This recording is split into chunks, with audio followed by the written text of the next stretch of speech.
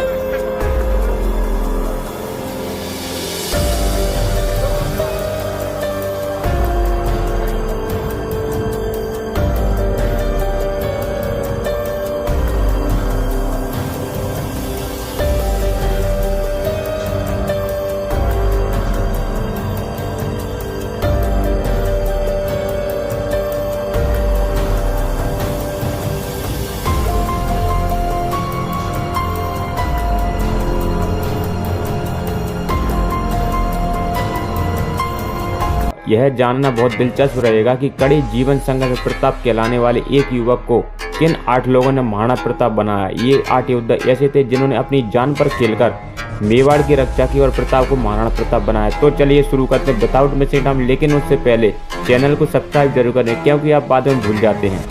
Number 8, हकीम खानसूर।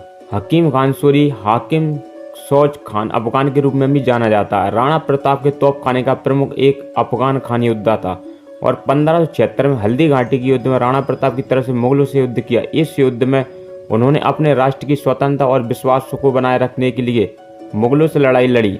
सिरसा की खानदान से संबंध रखने वाले हकीम खानसूर अपने 1500 सैनिकों के साथ महाराणा प्रताप की सेना में शामिल हुए थे। वे मुगल सेना के खिलाफ प्रताप के लिए हल्दी घाटी में लड़े। कहते हैं कि हकीम खानसूर मारे गए तो भी उनके हाथ की तलवार अंत तक नहीं छूटी और उन्हें इस तलवार के साथ ही दफनाया गया। नंबर 7, चेतक। इतिहासकारों का मानना है कि जब सफेद रंग का यह बेहद सुंदर सम्मुख और आंखों को हर लेने वाला ताकतवर घोड़ा था। इसे बचपन में ही प्रताप खरीद लाए थे। यह प्रताप के जीवन मरण का साथी था। यह युद्ध कौशल में दक्ष था। यह बहुत बहादुर घोड़ा था और हल्दी घाटी के युद्ध में इसने अपने दोनों पांव मानसिंह के हाथी के मस्तक पर टका दिए थे और मानसिंह को दहशतज़दा कर दिया था। इसी दौरान हाथी की सूंड में बंधी तलवार से चेतक के पांव में जख्म हो गया, लेकिन फिर भी वह काफी समय तक जूझता रहा। चेतक ने जिस समय देखा कि युद्ध में मुगल सेना भारी दिख रही है तो बाकी सेनाओं को संकेत से वह अपने स्वामी को युद्ध के मैदान में सुरक्षित बाहर ले गया। चेतक ने एक लंबा नाला कूदकर पार किया और कुछ देर बाद जाकर प्राण न्यौछावर कर दी। आज भी चेतक की समाधि हल्दी घाटी से कुछ ही दूर स्थित है। नंबर 6 अखीराज सोनगरा। अखीराज सोनगरा पाली के चौहान थे। इनके पुत्र मानसिंह हल्दी घाटी में महाराणा प्रताप के लिए लड़े। अखीराज सोनगरा भी बहुत पहले राजपूत शासक थे जिन्होंने महाराणा उदय सिंह से सिर शासक का ताज रखने की राह निकाली। उन्होंने उदय सिंह से अपनी बेटी का विवाह करने की घोषणा की और उन्हें 300 घोड़े, 5 हाथी और 15,000 रुपये का दहेज भी दिया। उदय सिंह की मृत्यु के बाद जिस समय जगमाल को मेवाड़ का महाराणा बनाया जा रहा था, अखीराज ही थे जिन्होंने प्रताप की गद्दी पर बैठाने की युक्ति निकाली। अखीराज वैसे प्रताप के नाना थे। अगर अखीराज उदय सिंह के साथ अब का विवाह नहीं करते तो शायद उनकी ताजपोशी भी मुश्किल थी, क्योंकि किसी को भरोसा नहीं हो रहा था कि पन्ना धाय ने जिस बालक को बचाया वह उदय सिंह है। नंबर 5 भामाशाह। भामाशाह के बारे में एक कहावत बहुत प्रचलित है, वह धन देश की माटी है जिसमें भामाशाह लाल पला। उस दानवीर की यश गाथा को मेट सका क्या काल वाला। भामाशाह 1546 से 16 बालकाल से मेवाड़ के राजा महाराणा प्रताप के मित्र, सहयोगी और विश्वास पात्र सलाहकार थे। भामाशाह रणथंभौर के सेनापति भारमल के बेटे थे। वह बहुत कुशल योद्धा थे, प्रशंसक भी थे। वे हरावल दस्ते में थे और हल्दी घाटी अपने भाई ताराचंद के साथ मिलकर मुगल सेना से लड़ रहे थे।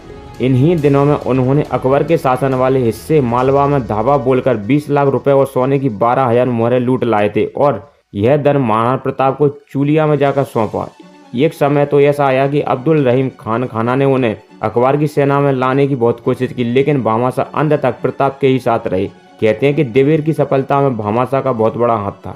नंबर 4 राणा पूंजा। 1576 ईस्वी में मेवाड़ में मुगलों का संकट उभरा। मेवाड़ तक पहुंचने के लिए मुगलों को राणा पूंजा के क्षेत्र से होकर जाना था, लेकिन राणा के राजकीय क्षेत्र से होकर जाना आसान नहीं था। इसलिए तत्कालीन समय के सबसे ताकतवर राजा के नीतिकार एवं सरकश बैरम खां और मेवाड़ के महाराणा प्रताप दोनों की भोमट के राणा पुंज के पास सहयोग लेने पहुंचे।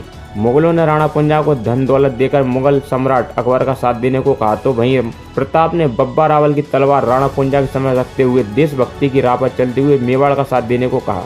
इस संकट के काल में महाराणा प्रताप ने राणा पूंजा का सहयोग मिला।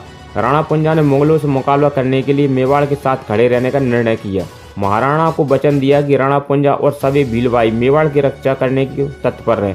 इस घोषणा के लिए महाराणा ने राणा पूंजा को गले लगाया और अपने भाई कहा। 1576 ईस्वी की हल्दी घाटी में राणा ने अपनी सारी ताकत देश की रक्षा के लिए झोंक दी। नंबर 3 कविराज दुर्सा। अस लेगो अड़ दाग पाग, लेगो अड़नामी, ओ गाड़ा गड़वाए जी को बहुतो गुरमानी।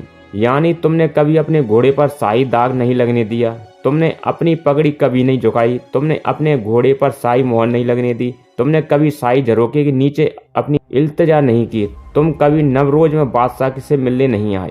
आज जब तुम्हारी मृत्यु का समाचार दरबार में आया है, देखो बादशाह का सिर झुक गया है, उसकी आंख से आंसू बह निकले और उसने अपने दांतों तले अपनी जुबान को ले लिया है। तुम जीत गए प्रताप। राजस्थान में एक कहानी प्रचलित है कि अकबर ने ये कविता सुनने के बाद दुर्सा आड़ा को इनाम दिया था। शायद यही राणा प्रताप की असली जीत थी। ये थे तो अकबर के दरबार के प्रसिद्ध राजकवि, लेकिन कहते हैं कि महाराणा प्रताप को जो प्रशंसित गान इन्होंने अकबर के दरबार में किया वह अनूठा था। पृथ्वीराज बीकानेर के राजघराने से थे, जबकि दुर्सा मारवाड़ के ढूंढाला के थे। यह बहुत आजाद ख्याल के और स्वतंत्र के पुजारी थे और इसी तरह की कविता रचते हुए इन्होंने अकबर के दरबार में कई बार प्रताप की प्रशंसित गाई।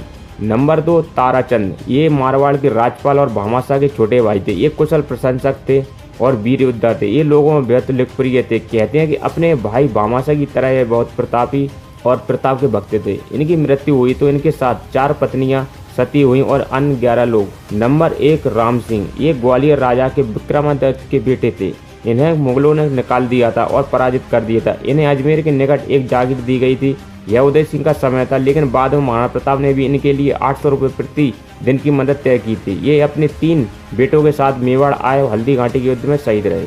अगर आपको इतिहास से संबंधित कोई भी प्रश्न पूछना है तो आप कमेंट करें, मैं उस प्रश्न का उत्तर जरूर दूंगा। और साथ ही वीडियो को लाइक, शेयर और चैनल को सब्सक्राइब जरूर करें। धन्यवाद।